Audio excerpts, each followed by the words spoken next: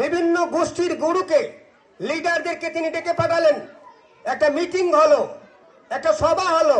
সেই সভাতে একটি চুক্তি স্বাক্ষরিত হয়, যেই চুক্তির নাম ম্যাগনা কার্টা অফ মদিনা।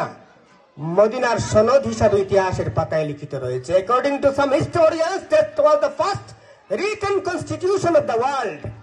সেটা পৃথিবীর প্রথম লিখিত সংবিধান ছিল। আমরা সবাই জানি, তারপরে এর গুরুত্বটা অনুধাবন করতে পারি না।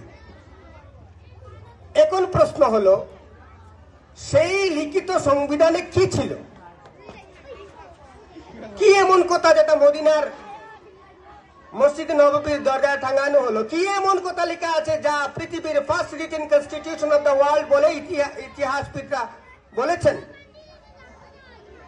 আপনাদের স্কুলের একজন শিক্ষক, যিনি প্রায় বিভিন্ন সময়ে বিভিন্ন সভা সমিতি বলে থাকেন যে আমরা চাই সাম্প্রদায়িক সম্প্রীতি, যখন ত্রিপুরার আকাশে বাতাসে সাম্প্রদায়িকতার বিস্ফাস্প বেরাচ্ছিল, তখন তিনি আমাকে বলেছিলেন যে আপনি তো বিভিন্ন অনুষ্ঠানে যান, আপনি বিভিন্ন মিলাদ অনুষ্ঠানে বক্তব্য রাখেন, আমার একটা অনুরোধ রাখবেন আমাকে। আমি ওনাকে বললাম, আপনাকে অনুরোধ করবেন না, আমাকে অর্ডার দিন। বললেন যে আমাদের নবী যে প্রতিটি মানুষের নবী ছিলেন, সেই কথাটা মানুষের কাছে পৌঁছে দেন। ইসলাম যে শান্তি চায়, সেই কথা মানুষের কাছে পৌঁছে দেন।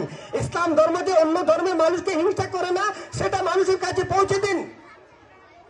উনার কথা শুনে আমি বেশ কয়েকটা মিলাদে বিভিন্ন অনুষ্ঠানে, এমনকি in presence of honourable minister of Tripura, আমি একটা সভায় গত 2 বছর আগে বক্তব্য রেখেছিলাম।